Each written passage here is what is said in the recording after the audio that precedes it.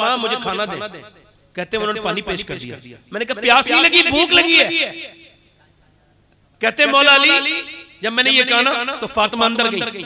मैंने कहा खाना नहीं आई। फिर मैंने कहा खाना नहीं। फिर मैंने आवाज दी फातिमा खाना नहीं लाई आप।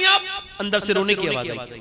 कहते मैं अंदर गया तो दोनों आलम के मालिक मुख्तार की बेटी बैठी हैं, जिनका चेहरा हुजूर की तरह। अम्मा आशा फरमाती हैं जिसका लहजा, जिसके होंठ, जिसकी नाक, जिसकी पेशानी, जिसका मुस्कुराना, जिसका उठना, जिसका बैठना बिल्कुल नबी की तरह है, वो फातिमा है। फातिमा चलती थी ऐसा लगता था आमना का लाल चल रहा है। फातिमा बोलती थी ऐसा लगता था आमना का लाल बोल रहा है। फातिमा अपने अब्बा से इतनी मोहब्बत करती थी। अल्लाह अकबर। सैयदा जब रो रही है तो अली बोले ऐ नबी की बेटी आप क्यों रोती हैं? आपको खाना ना देने का बड़ा अफसोस है। कहा क्यों? कि जब आप घर से गए थे तो 2-3 दिन का फाका था, आज तो कई दिन हो गए हमारे घर में कुछ नहीं पका है, आपके बच्चे भूखे लेटे हैं। हजरत अली कहते हैं मेरी आंखों में थोड़े बहुत आंसू आए, मगर मैंने जब्त करके कहा आपने मुझे बताया क्यों नहीं? कहने लगे जब आप गए थे इस वजह से मेरे अब्बा ने कहा था कि फातिमा अली से वो मत मांगना जो उनके पास मौजूद न हो।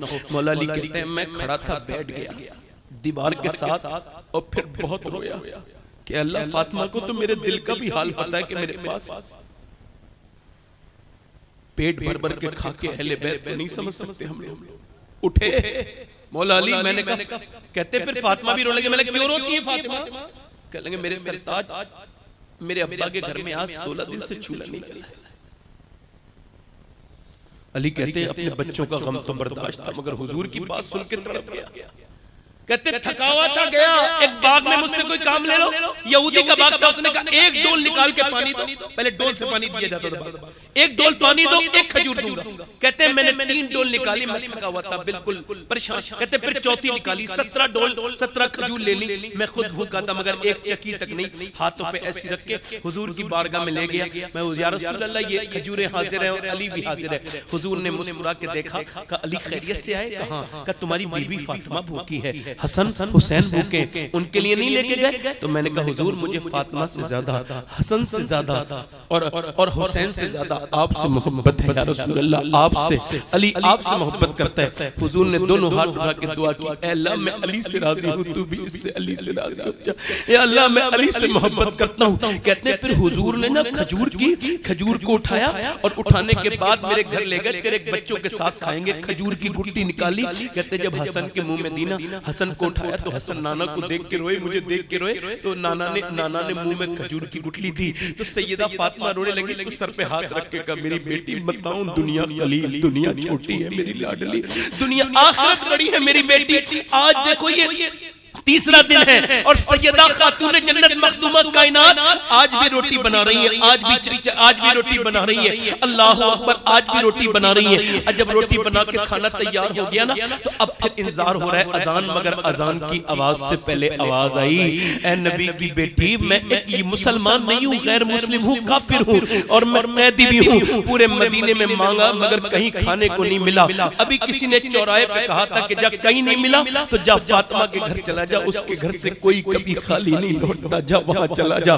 क्या आप मुझे कुछ दे देंगी? हालांकि मैं मुसलमान नहीं हूं, मुझे आप कुछ दे देंगी? अल्लाह अकबर, एक रोजेदार लोग और वो भी अहले बैत एक काफिर के लिए उठाया खाना, कहा लो हसन दे आओ। सब और हसन हुसैन भी दे के आ गए। और उसके बाद जब ये दोनों मस्जिद में पहुंचे ना, अल्लाह अकबर, तो ऐसे इनके कपकपाहट जिस्म पे थी भूख की वजह से। हसन हुसैन बिल्कुल पीले हो रहे थे। मेरे नबी ने दोनों को चूमा और दोनों को चूमने के बाद फिर अली के माथे को चूम के कहो मेरे अली तूने 3 दिन जो खाना खिलाया ये अल्लाह को इतना पसंद आया है और मुझ मुस्तफा को कि अल्लाह ने अभी जिब्राइल को भेजा है और कहा है वयुतमून तुहमा अला हुब्बिही मिस्कीनन व यतीमन व असीरा। ओए फातिमा खाना खिलाए अल्लाह राजी हो जाए। नबी मोहम्मद का वो घर है कि जिस घर अल्लाह अकबर कितने अब खुद न खाते हैं, भूखों को खिला देते हैं। कैसे साबिर है मोहम्मद के घराने वाले, मगर ये रोजे 4 दिन नहीं चले, ना 2 दिन चले, मगर सिर्फ 3 दिन चले। ताकि सैयदा फातिमा बता रही थी ओ यजीदियों मेरे बच्चों को 3 दिन से तुम डरा नहीं सकते, क्योंकि करबला तो 50 साल के बाद होगी। मदीने में तैयारी पहले ही करवा दी गई है।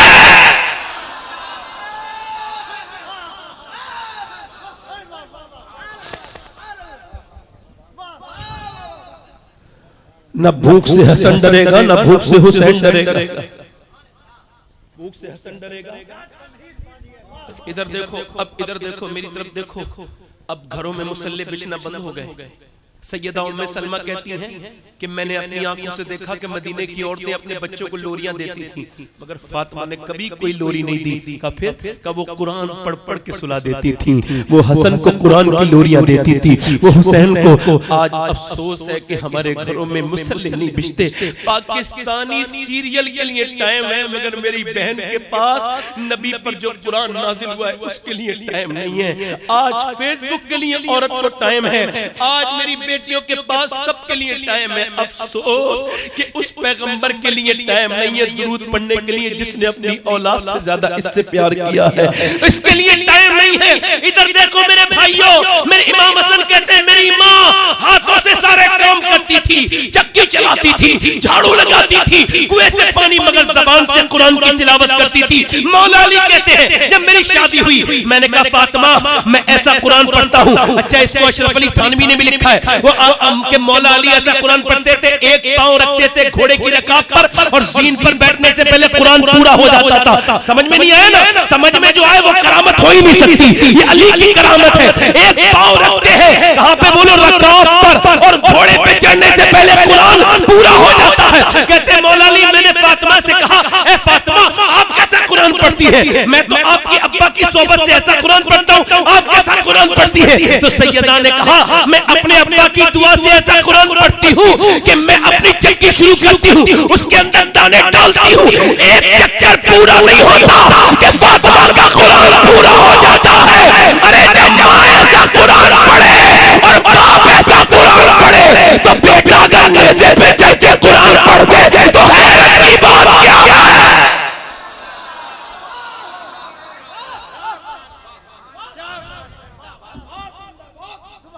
इसको कहते हैं कंपाउंडिंग इफेक्ट।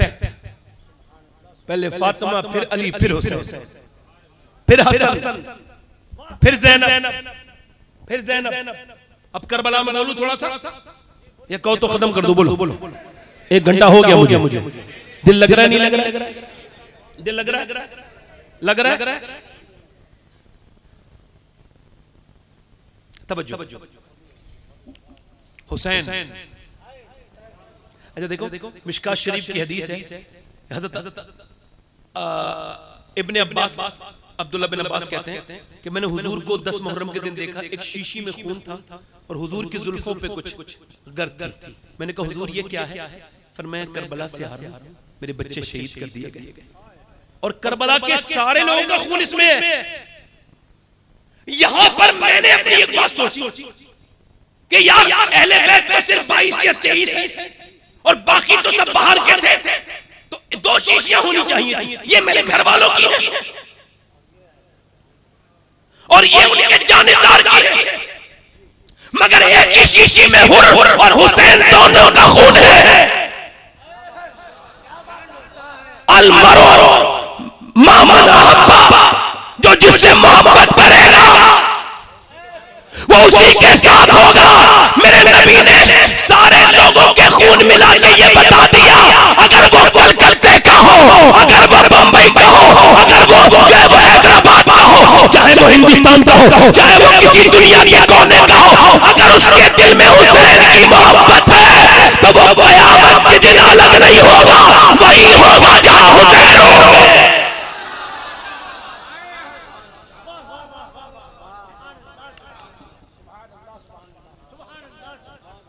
कहाँ होगा बोला?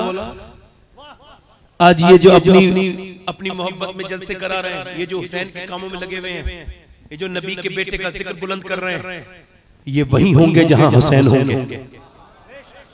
कहाँ होंगे बोलो? रही बात यजीद की, उसकी तो कोई बात ही नहीं है। मैंने कहा ना यजीद वाले भी अपना नहीं कह सकते उसे। क्या यार अल्लाह का फजल है, हम आला हजरत को ना माने तो कैसे ना माने? ये बताओ जरा। हमें आला हजरत ने क्या दिया? ये सुन्नियत को मजबूत करके हमें दे दिया। अब सुनो, कोई भी ये दुनिया का ऐसा सुन्नी नहीं है जो ये कह दे यजीद हमारा है, मगर देवबंदियों ने भी लिखा है और ये अहले हदीस तो कहते हैं कि यजीद हमारा। कहते नहीं इसको जो है वो डिफाइन करते, तावील निकालते, ये करते, वो करते। तवज्जो करो, वो करते नहीं, दुनिया को ये दिखाते हैं कि देखो हमारे दिलों में यजीद की मोहब्बत इसी वजह से है कि हम क़यामत के दिन यजीद के साथ जहन्नम में होंगे, और तुम्हारे दिलों में जो हुसैन की मोहब्बत है तुम हुसैन के साथ जन्नत में होगे। बचेंगे नहीं। यजीद ने कहा, इमाम ने मदीना छोड़ दिया। क्या छोड़ दिया बोलो? ये तो सुना ही होगा ना आपने वाकयात, तो मैं मुझे सुनाने, मेरे जैसे लोगों को वाकयात नहीं सुनाने चाहिए, कुछ बातें उसमें से कमी करनी चाहिए। मगर अगर करबला का वाकया भी मैं बयान करूंगा, दिल लग रहा नहीं लग रहा? बोलो आप लोग, कहो तो खत्म कर दूं, कहो तो 1 घंटा तो हो ही गया। दोनों हाथ उठा के बताओ जरा कलकत्ते वालों, जोर से सुभान अल्लाह। अब तवज्जो करो। इमाम ने फरमाया भाई मेरे जैसा यजीद जैसे की बेअत। अच्छा, आप अपनी मस्जिद के इमाम साहब को बर्दाश्त कर लोगे कि वो किसी शराबी के पास बैठे? बर्दाश्त करोगे? अगर वो किसी जानी के साथ बैठे बर्दाश्त करोगे? किसी सट्टेबाज के पास बैठे बर्दाश्त करोगे? किसी औरतों का नाच देखने वाले के पास बैठे बर्दाश्त करोगे? अरे जब एक मस्जिद का इमाम, उसकी हैसियत इतनी बड़ी है कि वो भी शराबी के साथ नहीं बैठ सकता, तो हुसैन तो हम सब इमामों के भी इमाम हैं। वो कैसे यजीद के हाथ में हाथ दे? फरमाया मेरे जैसा यजीद जैसे की बेअत, मेरे जैसा यजीद जैसे की बेअत। तो फिर उसके बाद जंग है। क्या है बोलो? जंग है। इमाम ने मदीना छोड़ा, मक्के आ गए। मक्के पे खुतूत लिखे गए, इतने खुतूत को इमाम करबला पहुंच गए। मुस्लिम बिन अकील शहीद हो गए। सारे वाकया सुने होंगे आपने। करबला पहुंच गए, और जब इमाम करबला पहुंचे तो आपने तकरीर की, और तकरीर यही थी कि देखो मैं हुसैन इब्न अली हूं। क्या हूं? देखो कभी कभी तकब्बुर नहीं होता, जैसे कोई इस बात के लिए अपनी जात को बता दे कि भाई मुझसे आप मसला पूछ सकते हैं, मैं आलिम हूं, तो ये तकब्बुर नहीं। इमाम ये इस वजह से बता रहे थे कि ये कल क़यामत के दिन ना कह दे।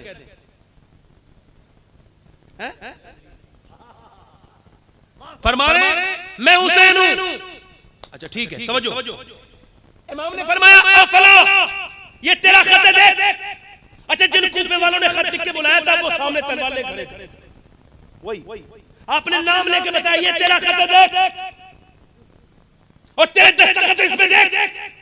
उसने कहा मेरा नहीं है। आपने दूसरे, यहां तक के जितने कूफी खड़े थे उन सबसे कहा ये देखो तुम्हारे खतूत है, मगर उन्होंने अपनी गर्दनें हिलाई, मगर हुसैन को इत्माम हुज्जत करना था।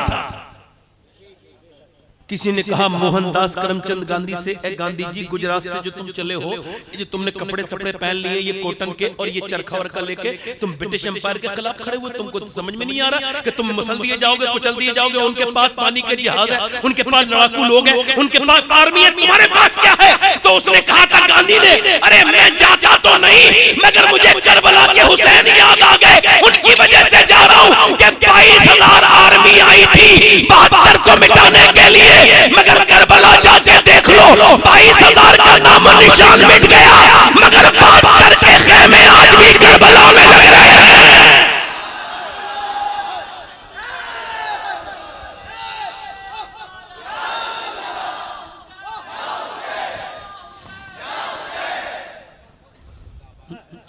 अब देखो इमाम अली मकाम ने तकरीर कर दी। अब इसके बाद अल्लामा नबहानी ने एक नुक्ता लिखा है, अब यहाँ पे देखने का, इधर देखो, अब्बास, जोर से बोलो सुभान अल्लाह।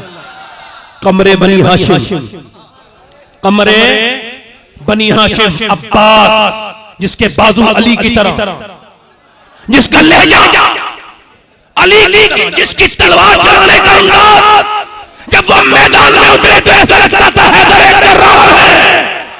मगर तवज्जो करना, निभानी लेते हैं। इमाम ने फरमाया चिराग बुझा रहा हूं, यजीद को हुसैन चाहिए, तुम अपने अपने घर जाओ।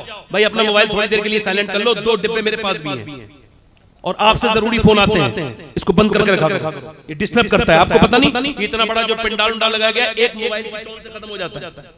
बुरा ना मानना मेरी बात, मैं आपका खादिम हूं, खिदमत करने के लिए कह रहा हूं। डॉक्टर के बजा सकते हो मोबाइल, तो डॉक्टर की भी औकात नहीं इस मिंबर की। बताओ, ये मिंबर रसूल है भाई। तवज्जो करो, ध्यान बढ़ जाता है। मैं कितने कहां था तो कहां आ गया। अभी थोड़ी देर पहले करबला में था, हजरत अब्बास की बारगाह में, 1 मिनट में कलकत्ता ले आया।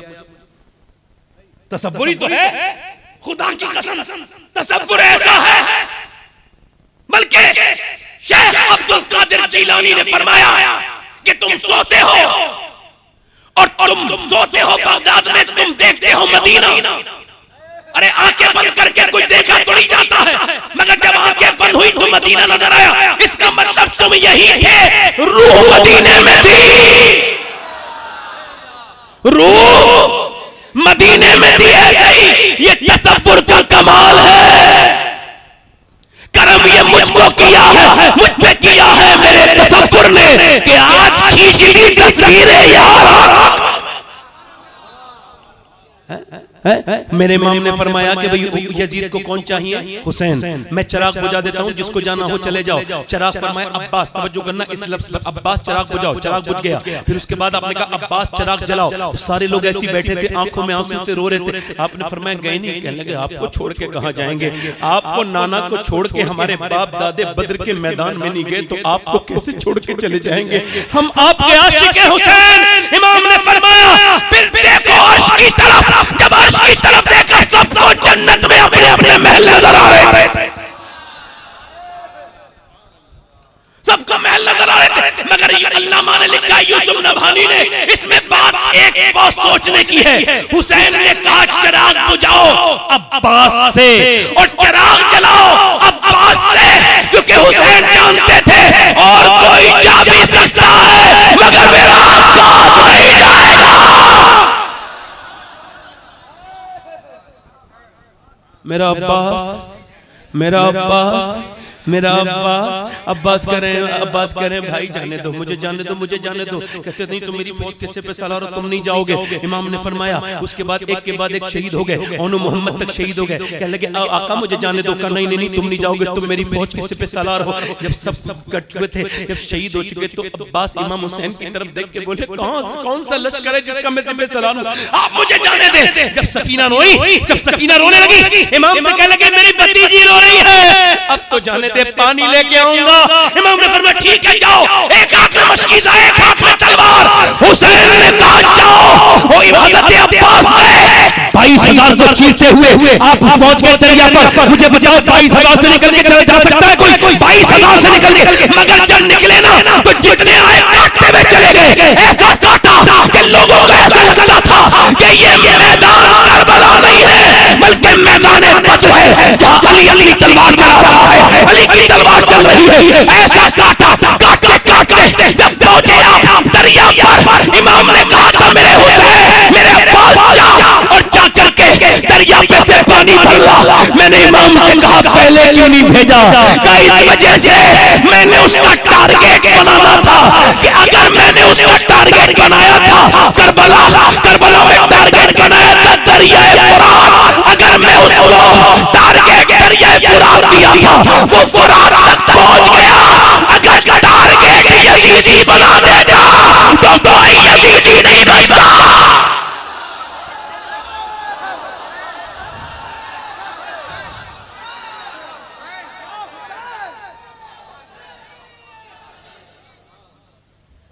कोई यजीदी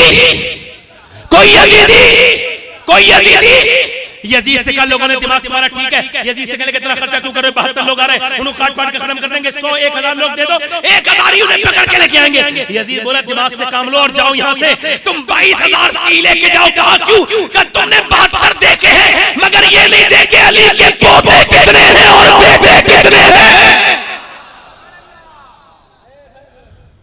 हमारे उलमा ने लिखा है ऐसे बयान करो करबला के जवानों में जिहाद का जज्बा पैदा। अब्बास गए भी, मैंने कहा अब्बास एक हाथ विजी करके भेजा है हुसैन, उसमें क्या है? पानी, और पानी को लेके चले हैं। एक बाजू कटा, दूसरे बाजू से पकड़ा, दूसरा बाजू भी कट गया। तो दांतों से पकड़ लिया, तीर मार के जब पानी गिर रहा था तो अब्बास की आंखों से आंसू आए और दूर से बोले, सकीना तेरा चचा तेरे लिए पानी न ला सका। जब वो जंग हो रही थी, एक औरत गुजर के जा रही थी उधर से, एक औरत गुजर के जा रही थी, उसके बच्चे की शादी थी, वो शॉपिंग करने जा रही थी। अपने बेटे से देख के तो कैसे शोर मच रहा है, बेटा आके रोने लगा, देख के आए रोने लगा, कहने लगा अम्मा मैंने इतना खूबसूरत इंसान कभी नहीं देखा था, मैंने सामने देखा सूरज से ज्यादा एक शख्स का चेहरा चमक रहा था, उसके चेहरे पे इतना नूर था, मैं करीब गया, मैंने पूछा ये कौन है जिनके खिलाफ लोग जंग लड़ रहे हैं, वो जो सामने खड़े हैं, पहचाना नहीं, फातिमा के बेटे हैं, अली के लाडले हैं, नबी के जो कांधों में खिलते थे ना वही हुसैन हैं। और ये कह के अपनी माँ से बोला, मैंने हुसैन पे बड़ा सख्त इम्तिहान का वक्त देखा है। माँ बोली, मेरे बेटे मैंने आज तक तुझसे अपनी दूध की कीमत नहीं मांगी, अपने अभी तक दूध का बदला ऐसा कर, आज दूध का बदला दे देगा। का बोल माँ, का चल हुसैन पर जान दे दे, मैं ऐसी शादी करके क्या करूंगी कि हुजूर का घर लुट रहा है, मैं अपने घर का बेटे का घर बसाऊं, मेरे ईमान ये गवारा नहीं करेगा, मेरे बेटे चल। बेटा भी खुश खुश अपनी माँ के साथ चल दिया। इमाम उसके पास गई, कह लगी मैं बेवा हूँ, मेरे बच्चे को कबूल कर लो। इमाम ने फरमाया ले जा, पहले उसने बड़े इसरार किया ना, रोने लगी। इमाम ने कहा ठीक है चला जा, चली जा। अब वो गया और जब वो लड़ा तो उसने काटे तो कई, मगर सब एक साथ आ जाते थे ना भेड़िए। अब जब माँ ने देखा मेरा बेटा जंग में है तो ऐसे करके अपनी झोली फैला रही है, अल्लाह मेरे बेटे को शहादत की मौत अता कर दे। जैसे ही जंग में उसकी गर्दन कटी है, माँ की झोली में आके गिरी और जैसे गिरी माँ ने उस झोली में से सर को उठाया और अपने बेटे की तरफ, अपने बेटे की सर को यजीदियों की तरफ फेंक के कहा, ये लो यजीदियों, जो चीज हम अल्लाह की राह में दे देते हैं वापस नहीं लेते।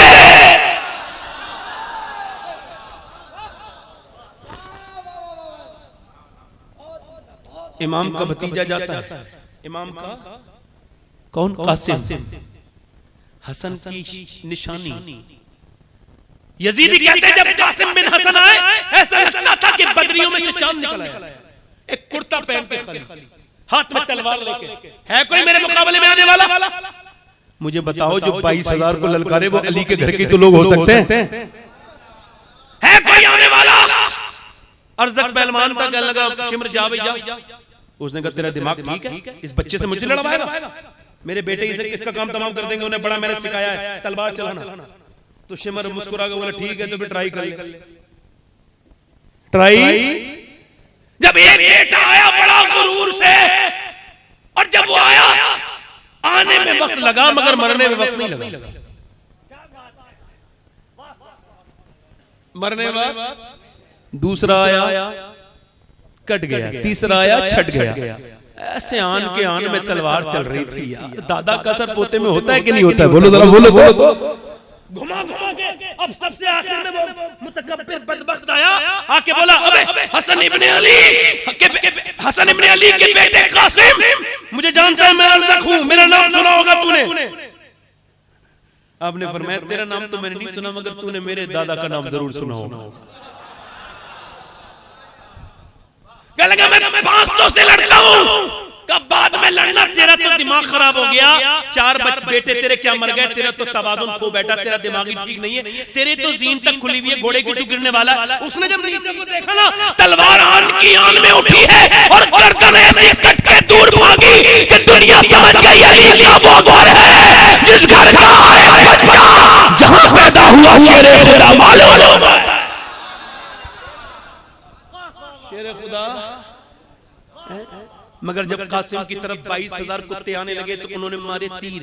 तो इमाम जब गए उनकी लाश को उठाने, वो शहीद हुए तो और लाशें हाथ में उठा के लाते थे, मगर इनके लिए चादर बिछाई और चादर बिछाने के बाद फिर सर रखा, फिर टांगे रखी, फिर पूरे जिस्म के आज़ा रखे। इमाम ने फिर गठरी बांधी, गठरी को जवान भतीजे की गठरी को उठा के इमाम चल रहे हैं, अल्लाह चल रहे हैं, खैमे में पहुंचे। उसके बाद आपके बेटे की शहादत हुई अली अकबर की। जब आप गए ना, अच्छा अली अकबर की चेहरा बिल्कुल हुजूर की तरह, सैयदा ज़ैनब का चेहरा सैयदा फातिमा की तरह, हजरत अब्बास का चेहरा अली की तरह। कुदरत ने ये जमा किए थे कहाँ? करबला में, कि हुसैन जब तुम्हें ज्यादा याद आए अपने अब्बा की तो अब्बास का चेहरा देख लेना, जब ज्यादा याद आए अपने नाना की तो अपने बेटे अली अकबर का चेहरा देख लेना। जब ज्यादा याद आए अपनी माँ फातिमा की तो अपनी बहन ज़ैनब को देख लेना, उसका दीदार कर लेना। मगर ये करबला है। आला हज़रत फरमाते हैं कौन ऐसा सुन्नी होगा जिसके दिल में वाक़ई करबला का दर्द न हो, जिसकी आंख पुरनम और दिल रंजीदा न हो। कौन ऐसा सुन्नी होगा? आला फरमाते हैं फतवा रिज़विया में। इमाम जब अपने बेटे की लाश उठाने गए ना तो आंखों में आंसू थे। इमाम ने कहा मेरे बेटे रो क्यों रहे हो? तो बेटे के आंसू पोंछे, नाना तेरा इंतजार कर रहे हैं, तेरी दादी अपने पोते को देखेगी जन्नत में, जाना मेरे बेटे क्यों परेशान है, रोता क्यों? तो आंखों में आंसू लाके बोले अब्बा आप अकेले रह जाएंगे, मैं इस वजह से रो रहा हूं। इमाम ने अपने बेटे को उठाया। अच्छा 6 महीने के बेटे को दफन किया है, बस एक ही कब्र बनाई है इमाम ने। उलमा लिखते हैं इस वजह से कब्र बनाई थी अली असगर की कि बाद में घोड़े दौड़े थे, अगर उनके जिस्म पे एक भी घोड़े का पांव रख जाता तो अल्लाह पूरी कौम को उसी वक्त अजाब में मुब्तला कर देता।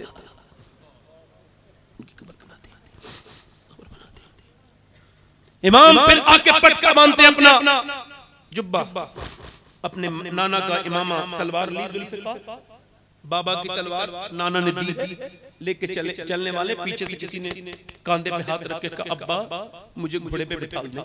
वो शख्स जो आया ना पीछे वाला, उसके हाथ में डंडा चला नहीं जाता है, मुझे घोड़े बिठा दे, मैं पहले शहीद हो जाऊं, मुझे अच्छा नहीं लगेगा कि बाप बेटे के सामने शहीद हो रहा है। तो हजरत इमाम ने ज़ैनुल आबिदीन के माथे को चूम के कहा तू मेरी अमानतों का अमीन बनेगा, तू मेरा खलीफा है, तुझे मैं वो सब दे रहा हूं जो मुझे मेरे बाप अली ने दिया था, तेरे सर पे वही इमामा बांध रहा हूं, सारी तुझे मैं विरासतें सौंप रहा हूं, और मेरा इम्तिहान यहाँ खत्म हो रहा है, तेरा इम्तिहान शुरू हो रहा है।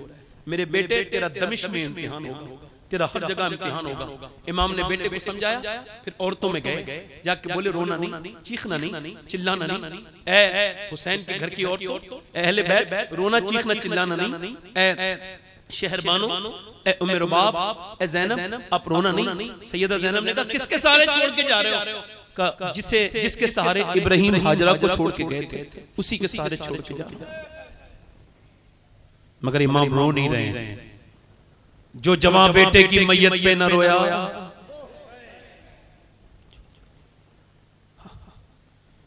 इमाम जब चले तो घोड़े की को बढ़ा रहे हैं मगर घोड़ा चल नहीं रहा है। आपने नीचे को देखा तो सकीना थी।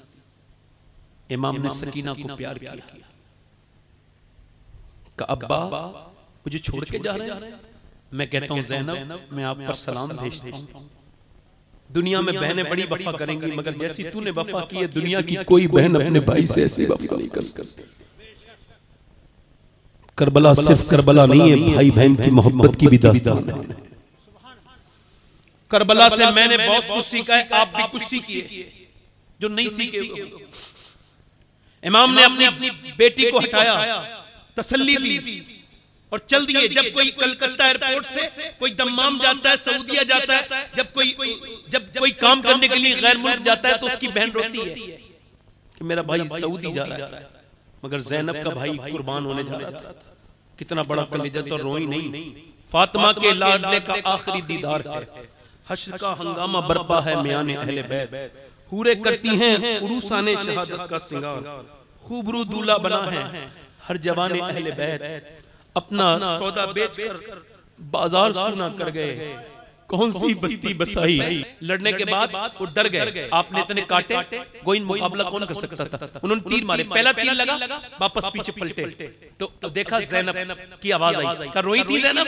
कहा भाई सीने में आपके तीर लगे, बहन तकलीफ हुई है, अकेली रह जाऊंगी। इमाम ने कहा बहन नाना की हदीस है, औरत की आवाज भी औरत है, बाहर मत निकलना, मैं दीन बचाने आया हूं। आए हाय हुसैन, इतने जख्मों के बाद भी नाना की हदीस याद है, आवाज देते ना मेरी बहन बाहर ना निकलना। काश कि मैंने शादियों में अपनी बहन से कहा होता ले मेरी बहन दुपट्टा ओढ़ ले। क्यों? का हुसैन के सीने में तीर लगा था, उन्होंने अपनी बहन से कहा था मेरे तो कोई तीर नहीं है, मैं हुसैन का गुलाम हूं, कह रहा हूं ले ओढ़ ले। काश मैंने हम अपनी बीवियों से कहते, अपनी माओ से कहते ना ना सर खाली अच्छा नहीं लगता, ये लो दुपट्टे। काश कि हमने दुनिया को दुनिया के चक्कर में ना पड़े होते।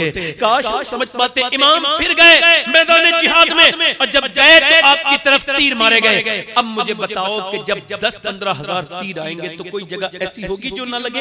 एक तीर सीने में लगा था, उसको निकाल ही रहे थे कि फिर दूसरा तीर माथे की हड्डी में जाके पेबस्त हो गया, उसको निकाल ही रहे थे कि फिर और तीरें और नेज़े, और आप फिर जमीन पे जब तशरीफ लाए घोड़े से गिरने लगे ना नीचे को, तो गिरते गिरते लब हिल रहे थे, और लबों पे मालूम है क्या था?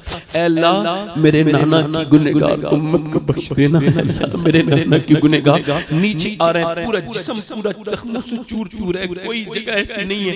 ये वो जिस्म है जिसे मेरे नबी प्यार करते थे, ये पेशानी कौन सी थी जिसमें नबी बोसा देते थे? पूरे जिस्म पर भूखे हैं, प्यासे हैं, पूरे जख्म है। इमाम नीचे तशरीफ लाए, नमाज पढ़ चुके थे, मगर सजदा शुक्र के लिए सर झुका दिया। सर झुकाया, ऊपर से शिमर में खंजर रख दिया, ऊपर से खंजर चल रहा है, नीचे से जबान कह रही है अल्लाह हुसैन से राजी हुआ कि नहीं हुआ मालिक, हुआ कि नहीं हुआ? इस नवासे पर मोहम्मद मुस्तफा को नाज है, ऐसे बेटे पे अली और फातिमा को नाज है। सजदा तो सबने किया मगर तेरा नया अंदाज है, तूने वो सजदा किया जिस पर खुदा को नाज है।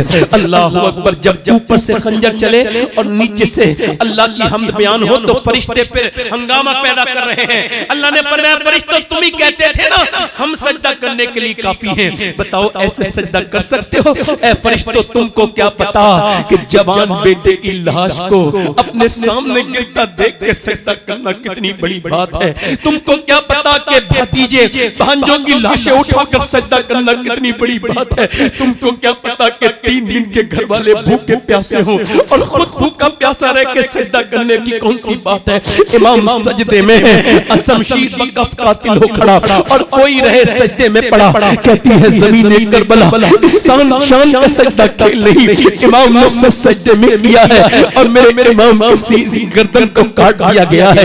मगर उन बीबियों को सलाम करना चाहूंगा, मैं ज़ैनब आपको सलाम करना चाहूंगा, मैं उम्मे रुबाब आपको सलाम करना चाहूंगा, मैं आपको शहरबानो सलाम करना चाहूंगा, मैं सकीना आपको सलाम करने चाहूंगा। कि जब सूरज डूबने लगा तो अहले बैत ने कहा सैयदा ज़ैनब ने नमाज की तैयारी करो, तयम्मुम कर लिया, पानी तो है नहीं, सारी बेटियां बीबियां हुसैन की सजदे में हैं। ऐसे नमाजी औरतें देखी कहीं आपने कि उधर ऊपर घोड़े दौड़ रहे हैं, भतीजे बेटों की लाश पर घोड़े दौड़ रहे हैं, उनकी हड्डियां टूटने की आवाजें आ रही हैं, मगर अहले बैत के घर की औरतें नमाज पढ़ रही हैं।